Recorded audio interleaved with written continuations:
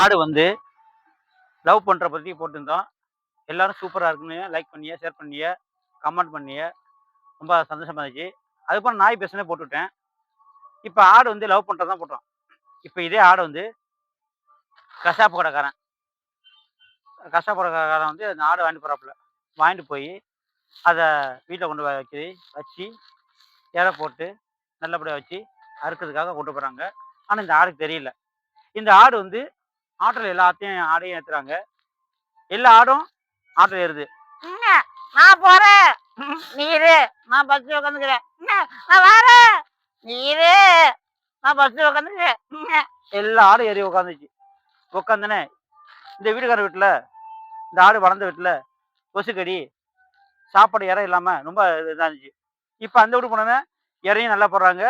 கொசு பருத்திய வச்சு கொசு கடிக்காம அதெல்லாம் ரெடி பண்றாங்க. இப்ப இந்த ஆடு சொல்லுது. அங்க இறக்கி விடுறாங்க. ஆடு யாரு வந்து இறக்கி விடுறாப்புல. பா பா பா. நல்லண்ணே நல்லா இருப்பியே.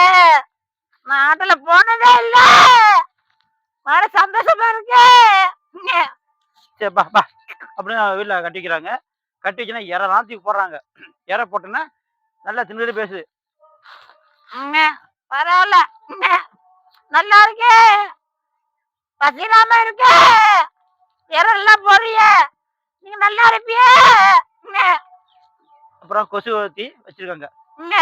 இப்ப கொசு கடிக்கவே இல்ல. உடம்பு ஆரோக்கியம் இருக்கு. சூப்பரா இருக்கு. அப்புறம் இந்த ஆடை கொண்டு போய் கசாப்படக்காரன் கொண்டு போய் இழுத்து போறாரு கடைக்கு. இந்த ஆடு கேக்குது.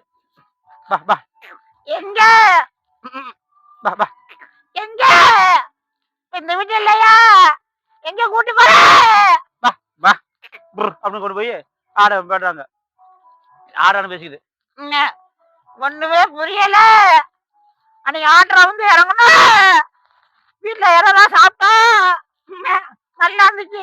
இப்ப எங்க கொண்டா தெரியலையே அப்படின்னு உடனே கறிக்கடைக்காரந்து கத்தி எடுத்து இந்த ஆடை அறுக்க போறாரு. அறுக்க போறாரு. இந்த ஆடு சொல்லுது. இதுக்கு தான் கூட்டு வந்தியா? என்ன விடு.